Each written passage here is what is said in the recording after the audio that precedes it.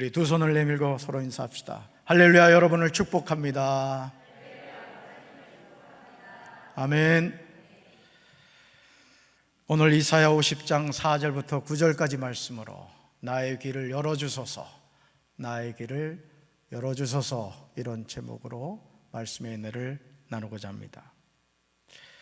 저는 결혼을 하면 아기가 바로 생길 것이다, 이렇게 생각했던 사람입니다. 95년 3월 1일 날 2살 위의 형하고 한날 1시에 미광 예식장에서 두 형제가 서서 제가 장가를 갔습니다. 그래서 제가 결혼을 하면서 제가 마음이 참 착하게 보이죠. 인상 쓰는 분들 뭐예요? 결혼을 하면서 어떤 생각을 했냐면, 이 형하고 같은 날 결혼을 했으니 형보다 애가 먼저 생기면 안 되는데, 이 착한 동생이 그런 마음을 가졌어요. 너무 고민을 했는지 10년이 되도록 애가 안 생기는 거예요. 형은 결혼해가지고 바로 아들을, 떡두꺼비 같은 아들을 낳고 1년 후에 또 딸을 낳고 하는데 말이죠. 그러니까 여러분, 생기는 대로 낳아야 될 줄로 믿습니다. 그자 저는 이 신혼부부가 결혼한다고 다 부모가 되는 것이 아님을 절실하게 깨닫게 됐습니다. 인생에서 쉬운 것이 아무것도 없습니다. 삶의 여정에서 아주 쉽다고 생각을 했는데 실제로는 쉽지 않다는 사실을 뒤늦게 깨닫게 되는 내용이 많습니다. 단 한 번의 삶을 살아가면서 우리 삶은 재방송이 없습니다. 텔레비전에서 재미있는 드라마는 재방송을 통해서 언제든지 볼 수 있지만 우리의 삶은 한 번 지나가면 그것으로 끝납니다. 그래서 우리는 하루하루를 신중하게 살아야 합니다. 사랑하는 성도 여러분, 여러분은 지금 자신의 삶에 대해서 만족하고 계십니까? 목사님, 저는요 하루하루 사는 게 너무너무 만족해요. 여러분 그러십니까? 여러분이 하루에 가장 많이 사용하는 말이 무엇입니까? 가장 많이 사용하는 말, 그게 감사입니까? 불평입니까? 슬픔입니까? 기쁨입니까? 지금 여러분에게 절실하게 필요한 것은 무엇이죠? 저는 개인적으로 롱펠로우의 인생 창가라는 시를 정말 좋아합니다. 제가 우리 교회 부임해가지고 이 시를 몇 번 읽어드렸을 거예요. 아마 그렇지만 기억은 안 나죠? 여러분 얼굴 표정에 써 있어요. 한 번도 들은 기억이 없음. 이 시를 읽을 때마다요, 단 한 번 주어진 인생을 잘 살아야겠다, 막 전투지가 저는 생겨요. 전투지가. 이 시간 여러분에게 롱펠로우의 인생 창가를 읽어드리도록 하겠습니다. 과연 시인이 우리에게 전하고자 하는 것이 무엇인지 생각하고 자신의 삶을 겸손히 한번 돌이켜보시기 바랍니다.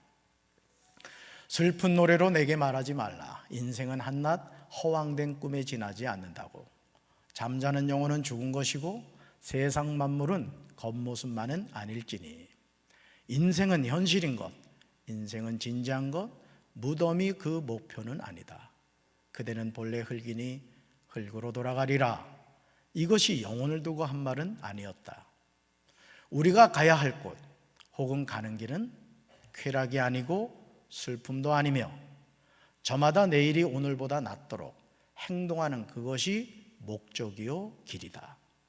예수는 길고 세월은 날아간다. 우리 심장은 튼튼하고 용감하면서도 마치 둔탁한 북소리처럼 계속 무덤을 향한 장송곡을 울리고 있다.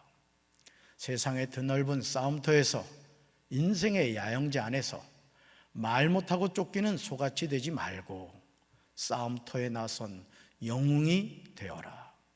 아무리 즐거울지라도 미래를 믿지 마라. 죽은 과거로 하여금 그 죽음을 매장하게 하라. 활동하라. 살아있는 현재에 활동하라. 가슴 속에는 심장이, 머리 위에는 신이 있다. 위인들의 생애는 모두 우리를 일깨워 주노니 우리도 숭고한 삶을 이룰 수 있고 우리가 떠나간 시간의 모래 위에 발자취를 남길 수 있음이라. 그 발자취는 훗날에 아마도 다른 사람이 장엄한 삶의 바다를 항해하다가 외롭고 난파된 한 형제가 그걸 보고 다시금 용기를 얻게 될지니. 그러니 우리 이제 일어나서 하자. 어떠한 운명도 이겨낼 용기를 가지고 끊임없이 성취하고 추구하면서 일하기와 기다림을 배우지 않으려나. 1년 365일을 살면서 우리는 누구나 다시는 돌아오지 못할 시간을 사용하고 있습니다. 그러므로 우리 삶에서 소중하지 않은 하루는 단 하루도 없습니다. 하루하루가 모두 소중하죠. 저와 여러분이 의미 없이 낭비할 수 있는 시간이 단 1분 1초도 없다는 뜻입니다. 그러기에 우리는 힘을 다하여 자신에게 주어진 삶을 살려고 몸부림을 칩니다. 롱펠로우의 말처럼 이 세상의 드넓은 싸움터에서, 인생의 야영지 안에서 말을 하지 못하고 쫓기는 소같이 되지 않으려고 애를 씁니다. 싸움터에 나와선 영웅이 되고 싶어 합니다. 그러나 이런 우리 자신의 의지와는 상관없이 삶이 그렇게 호락호락하지 않습니다. 그래서 중도에 포기하는 사람들이 많죠. 어차피 내 인생은 글렀어. 우리 집안을 봐. 뭔 소망이 있어? 아무리 희망을 찾으려고 해도 희망이 보이지 않는 것 같은 거예요. 그래서 그냥 삶의 줄을 놓아버리는 그런 경우가 많죠. 온전한 정신으로 살 수가 없어서 술을 의지하고 마약을 의지하고 도박에 중독이 되어서 살다가 인생을 더욱더 망치는 것을 보게 됩니다. 그래서일까요? 우리가 가정을 이루고 자녀를 낳고 부모가 되면 자녀들에게 교훈을 많이 하게 됩니다. 여기서 교훈이란 표현은 부모의 관점에서 본 것이고 자녀들의 관점에서는 잔소리로 봅니다. 우리는 자녀에게 교훈을 한다 이렇게 생각하는데 자녀들은 아유, 또 우리 아빠가 잔소리하네 이렇게 생각한다는 거죠. 잔소리란 쓸데없이 자질구레한 말을 늘어놓음 또는 그 말을 의미하고 필요 이상으로 듣기 싫게 꾸짖거나 참견함 또는 그런 말입니다. 부모는 자녀에게 교훈한다고 하는데 자녀는 부모가 하는 말을 잔소리라고 할 때 어느 관점이 옳은 것일까요? 우리 부모님의 입장에서 한번 생각해 볼까요? 여러분, 잔소리하는 거예요? 교훈하는 거예요? 말해서 뭐합니까? 우리는 분명히 교훈을 한다고요. 근데 나쁜 녀석들은 잔소리한다 이렇게 생각하는 애들이 저기 서울에 많이 산대요. 그러나 분명한 사실은 부모가 자녀에게 교훈을 하던 잔소리를 하던 부모의 마음은 자녀가 잘 되기를 바라는 간절한 마음을 가지고 있기 때문이에요. 저도 가만히 돌이켜보면 어릴 때 크면서 부모님이 해주시는 말들이 다 잔소리로 들리더라고요. 어릴 때 저희 아버지가 참 가르쳐준 좋은 그 교훈 가운데 하나가 뭐였냐면 하여간 인사 잘하라. 길을 다니다가 어른을 보면 인사를 잘하라는 거예요. 제가 아버지 말을 잘 듣게 생겼어요? 안 듣게 생겼어요? 대답을 잘해야 돼. 그래서 제가 그 아버지 말씀을 듣고는 그냥 인사를 얼마나 잘했는지 나중에는 이게 중독이 돼가지고 막 찾아가서 인사를 하는 게 찾아가서 그랬더니 모르는 그 어르신이 아이고 누구 아들이냐고 그래서 예, 저 장화동에 사는 박만자 식자 되는 그 아버지 둘째 아들입니다. 막 이래가지고 나중에 아버지한테 칭찬을 들은 그런 기억이 납니다. 이사야 50장 4절부터 9절에는요 무지한 하나님의 백성을 향한 메시아의 간절한 마음이 나와요. 우리는 이 말씀을 통하여 부모가 자녀를 향하여 인생의 참된 지혜를 알려주고 싶어 하듯이 메시아도 같은 마음을 가지고 계심을 깨달아야 됩니다. 하나님이 우리를 향한 마음이 뭐냐, 이걸 우리가 잘 깨달아야 돼요. 같이 읽습니다. 주 하나님께서 나를 학자처럼 말할 수 있게 하셔서 지친 사람을 말로 격려할 수 있게 하신다. 아침마다 나를 깨우쳐 주신다. 내 길을 깨우치시어 학자처럼 알아듣게 하신다. 아멘. 이사야 50장 4절에서 주 하나님이 메시아를 학자처럼 말할 수 있게 해주시는 이유가 있습니다. 그것은 메시아를 통하여 지친 사람을 말로 격려하기를 원하셨기 때문이에요. 저도 여러분 한 주 동안 적지 않은 설교를 합니다. 근데 그 말씀을 준비할 때 항상 제가 담임 목사로서 갖는 마음이 뭐냐면, 주님, 제가 이 말씀을 준비해서 전하지만 이 말씀이 하나님의 말씀이고 이 말씀을 듣는 우리 성도들이 말씀을 통해 은혜 받게 해주세요. 이런 마음으로 말씀을 준비합니다. 아니, 어느 어머니가 식사를 준비하는데 이것 먹고 띠룩띠룩 살이나 쪄라, 이런 엄마는 없어요. 어떻게 하면 우리 남편과 우리 자녀들이 이 음식 먹고 건강할 수 있을까 늘 고민하잖아요. 그래서 음식 준비하죠? 대답 안 하는 아내들은 뭐예요? 그런 마음이 있죠. 마찬가지로 오늘 이사야 50장 4절에서도 메시아를 통하여 지친 사람을 말로 격려하기를 원하셨다고요. 저는 이 시간 하나님의 말씀이 여러분에게 전해질 때 이 말씀을 통하여 여러분이 위로받게 되길 주님의 이름으로 축원합니다. 하나님의 음성 듣게 되길 주님의 이름으로 축원합니다. 그래서 하나님은 아침마다 나를 깨우쳐 주신다고 하십니다. 여러분이 담임 목사를 위해서 또 이 시간 말씀을 전할 우리 김세열 전사님, 또 장정훈 전사님, 또 손찬호 전사님, 우리 장대웅 전사님, 여러분 말씀을 전할 때 그 말씀에 권세가 있기를 기도해 주시길 주님의 이름으로 축원합니다. 내 귀를 깨우치시어 학자처럼 알아듣게 하신다고 고백해요. 여러분, 이 시간 하나님의 말씀을 들어도 어떤 분은 이 말씀이 막 가슴으로 은혜가 되는 분들이 있을 거예요. 왜요? 하나님이 말씀에 은혜를 주시기 때문이에요. 영의 길을 열어주시길 주님의 이름으로 축원합니다. 사랑하는 성도 여러분, 우리는 말씀이 육신이 되어 이 세상에 오신 예수님이 이사야에서 예언한 대로 공생의 사역에서 그대로 행하셨음을 보게 됩니다. 여러분, 우리가 성경을 읽으면서요, 성경은 참 설렙니다. 왜냐면요, 성경은 나에게 주신 언약의 말씀이에요. 오늘도 제가 일부 예배 드리기 전에 또 일부 예배 마치고 지금 창세기를 읽고 있어요. 아브라함을 향하여, 이삭을 향하여 주시는 그 하나님의 말씀이 너무너무 감동이 되는 거예요. 저는 우리 사랑하는 성도들에게도 이런 은혜가 있게 되길 주님의 이름으로 축원합니다. 여러분, 성경은 드라마보다 더 재미있다고요. 구약에서 약속된 그 말씀이 신약에서 어떻게 이루어지는가를 여러분 보시라고요. 그래서 여러분 성경을 살 때는 항상 관주 성경을 사셔야 돼요. 관주 성경이 뭐냐? 성경 이렇게 보면 이렇게 예언의 말씀이 나오죠. 그럼 거기에 동그라미 1, 동그라미 2 하고 그 구절이 구약 성경 어디에서 나왔다, 신약 성경 어디에서 나왔다, 이 밑에 기록해 놓은 성경이 있어요. 그 성경을 사셔야 돼요. 여러분, 하나님은 거짓말하지 않으시는 줄로 믿습니다. 하나님이 약속하신 것을 이뤄요. 그 약속이 누구를 향한 약속? 나를 향한 약속. 아멘. 마태복음 11장 28절을 보시면 예수님은 이 세상에서 지친 사람을 초청하시는 것을 볼 수 있어요. 같이 읽습니다. 수고하고 무거운 짐진 자들아, 다 내게로 오라. 내가 너희를 쉬게 하리라. 아멘. 사랑하는 성도 여러분, 삶의 여정에서 얼마나 지치셨습니까? 이제는 손을 놓고 싶을 때가 얼마나 많으십니까?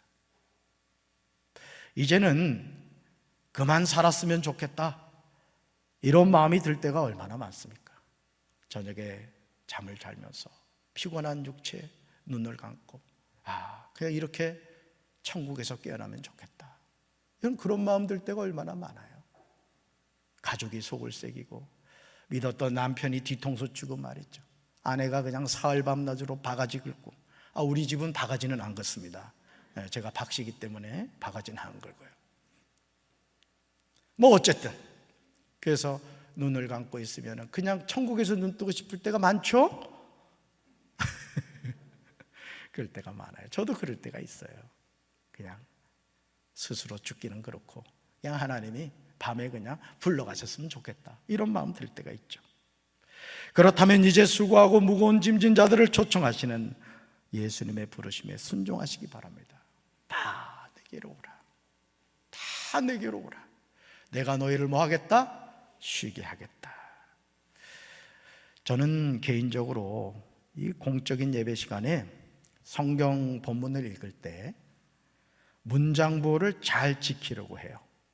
쉼표, 마침표 이런 게 찍혀 있으면은 꼭 쉼표인 데서는 거기서 이렇게 좀 쉽니다.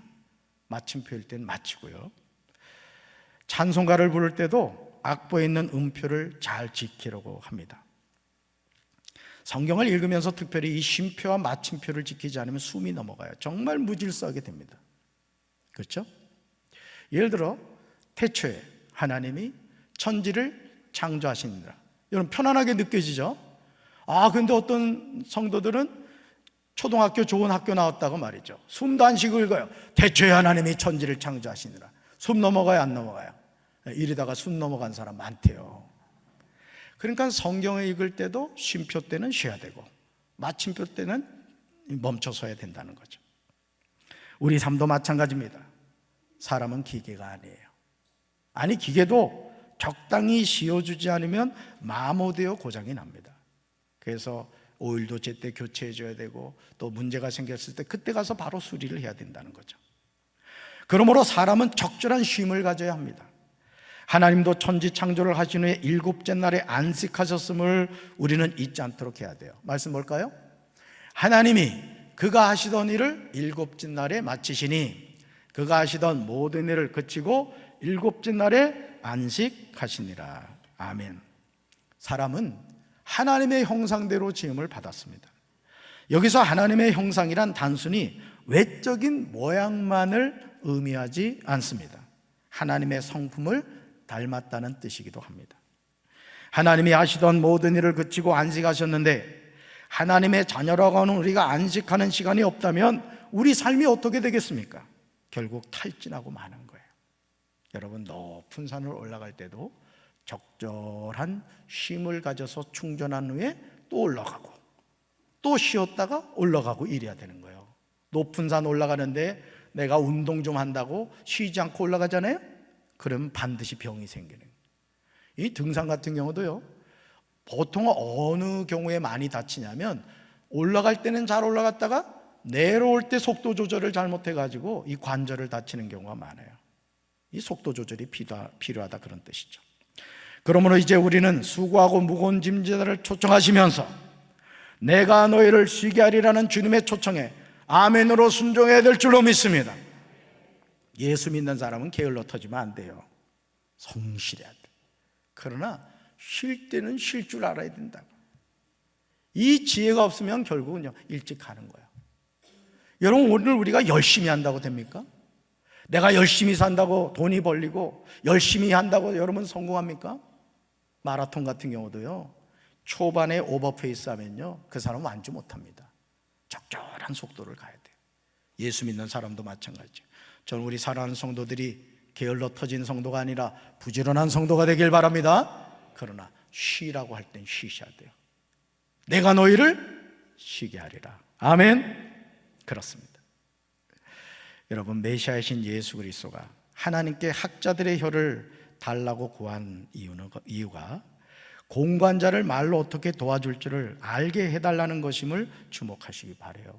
저도 우리 성도들이 목양실을 오거나 또는 전화신방을 할 때 이 기도를 하게 돼요. 담임 목사가 성도들에게 어떤 상담을 할 때 어떤 말을 하느냐에 따라서 위로를 받거든요. 또 전화신방 한 번을 해도 여러분 담임 목사가 그냥 밑도 끝도 없이 전화하는 것 같죠. 기도하고 정말 하나님께 정말 그 마음을 구한 다음에 전화하는 거예요. 그러니까 말 한마디가 천냥빚을 갚는다고요. 전혀 뜻하지 않는 말을 통해서 우리 성도들이 위로받는 걸 보게 돼요. 그때는 하나님께 너무너무 감사하죠. 여러분, 하나님은 우리를 위로해 주시는 줄로 믿습니다. 이것이 하나님의 놀라운 사랑입니다. 하나님이 이런 은혜 주시기를 주님의 이름으로 축원합니다. 하나님이 나를 학자처럼 말할 수 있게 하셔서 지친 사람을 말로 격려할 수 있게 해주시기를 바랍니다. 여러분, 우리가 그런 성도, 그런 목사가 돼야 돼요. 우리 주변에 아주 진이 빠져가지고 교회 다닐까 말까, 내가 이 세상 살아야 되나 말아야 되나, 이런 성도가 있을 때 여러분이 성령 충만하셔서 학자의 혀를 하나님이 주셔서 말 한마디를 하는데 세상에 그 말을 듣고 그냥 김 집사가 낙심했다가 그냥 용기를 갖게 되고 말이죠. 그래야 돼요, 말아야 돼요? 말만 하면 시험 들게 하는 사람이 있어. 이 은사를 잘못 받았어. 그냥 말 한마디만 하면 그냥 막 열심히 봉사하려고 하던 사람이 손을 놔버린다거나 말이에요. 하나님의 은혜 가운데 살던 사람을 그냥 하루아침에 방전시키는 그런 은혜를 받은 사람들이 저 서울에 많이 산대. 아니, 서울 사람들한테 이러다 매 맞겠어 내가 자꾸.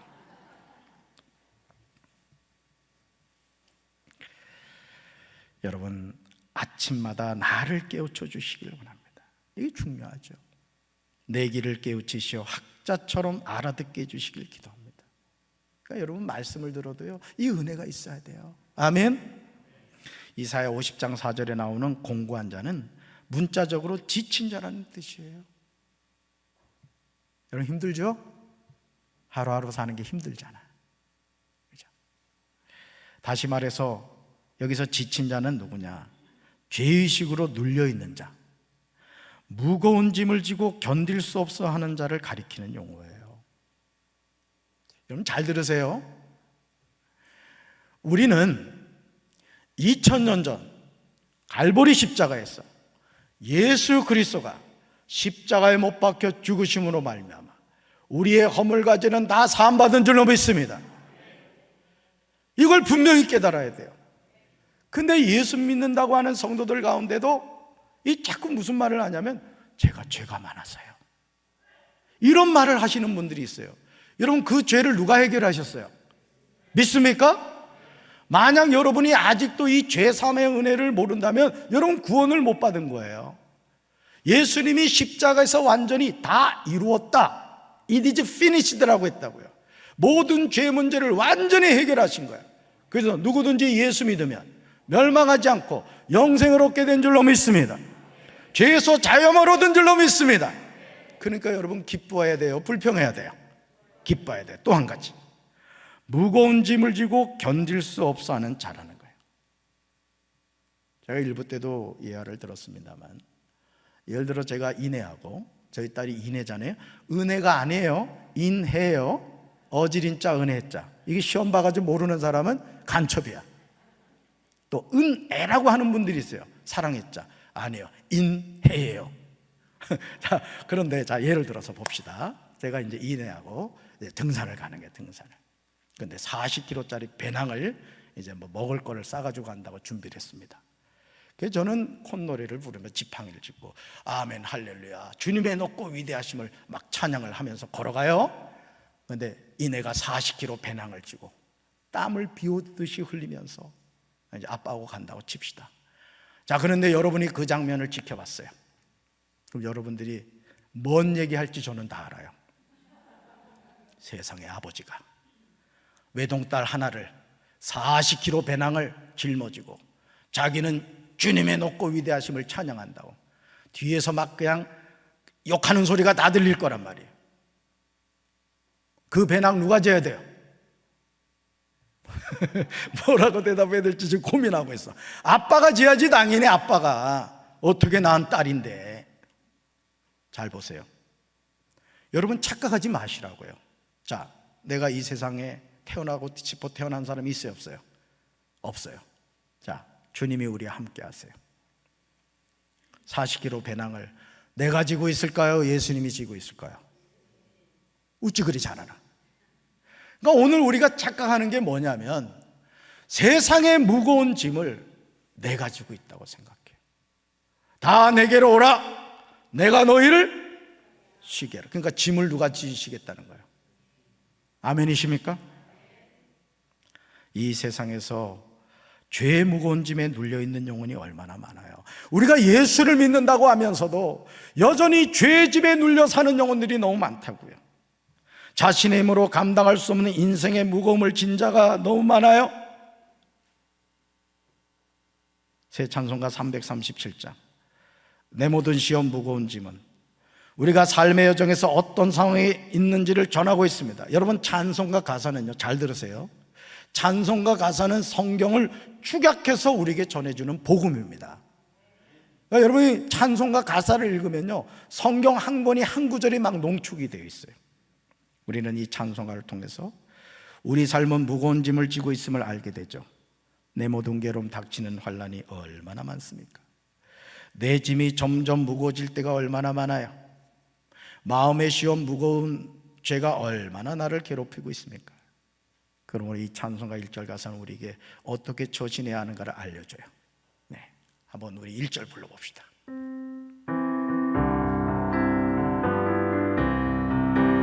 내 모든 시험 무서운 짐을 주 예수 앞에 아뢰이며 근심에 쌓인 날 돌아보사 내 근심 모두 맡으시네.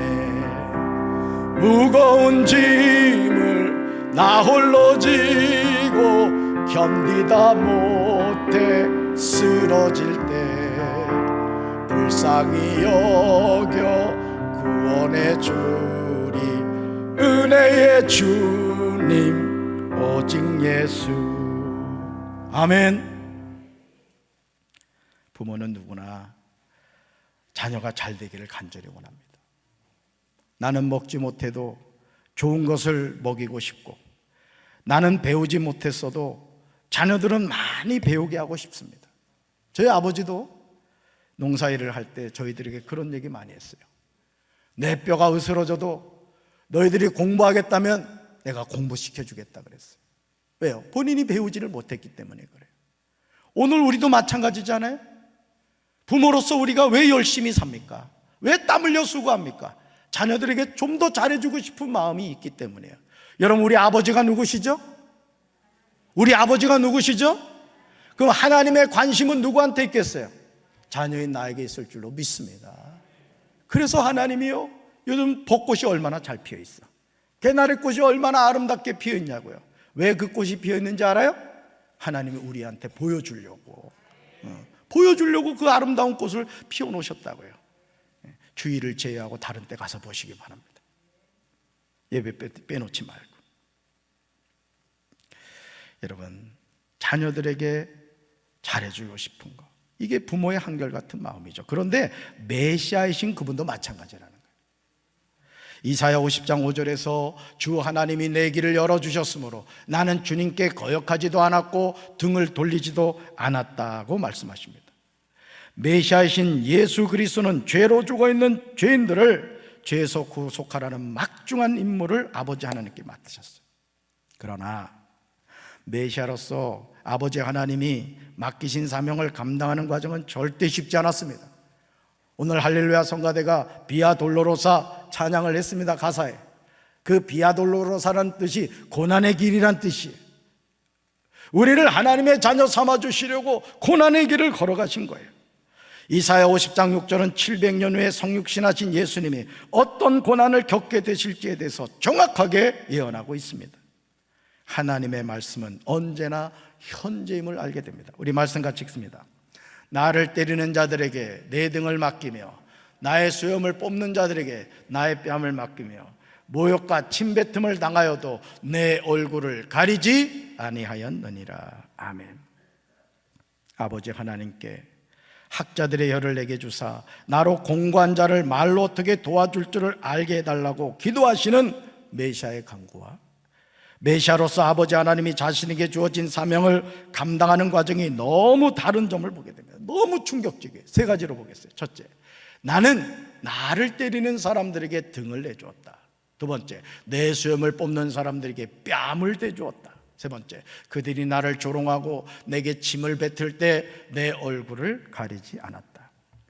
이사야 50장 6절에 나오는 내용이 마태복음 27장 27절부터 31절과 누가복음 18장 31절부터 33절에서 예수 그리스도를 통하여 그대로 성취되었음을 분명하게 보여줍니다. 예수님은 희롱을 당하고 능욕을 당하고 침뱉음을 당하고 채찍질 당하고 십자가에서 죽으셨습니다. 피조물인 인간이 창조해 주신 메시아의 등을 때린다는 게 말이 됩니까? 심지어 메시아의 뺨에 수염을 뽑습니다. 수염은 당시 사회에서 일종의 영의 상징으로 여겨졌습니다. 그래서 그 수염을 자르거나 뽑는다는 것은 최고의 모욕 중에 하나였습니다. 심지어 메시아의 뺨을 때렸습니다. 더구나 얼굴에 침을 뱉는 것은 말로는 다 할 수 없는 모욕이었습니다. 바로 이 모욕과 침뱉음을 예수 그리스도가 당하신 것입니다. 그런데도 메시아는 자신의 얼굴을 가리지 않았습니다. 왜냐하면 이 모든 일이 허물과 죄로 죽은 죄인들을 구원하시기 위한 선택이셨기 때문에 그렇습니다. 우리를 구원하시기 위해서 그 엄청난 모욕을 다 견뎌내신 거예요. 메시아는 고통을 통하여 영광에 이르게 될 것을 아시고 자신에게 퍼부어지는 모든 오욕을 인내로 이겨내실 것을 보여주고 있습니다.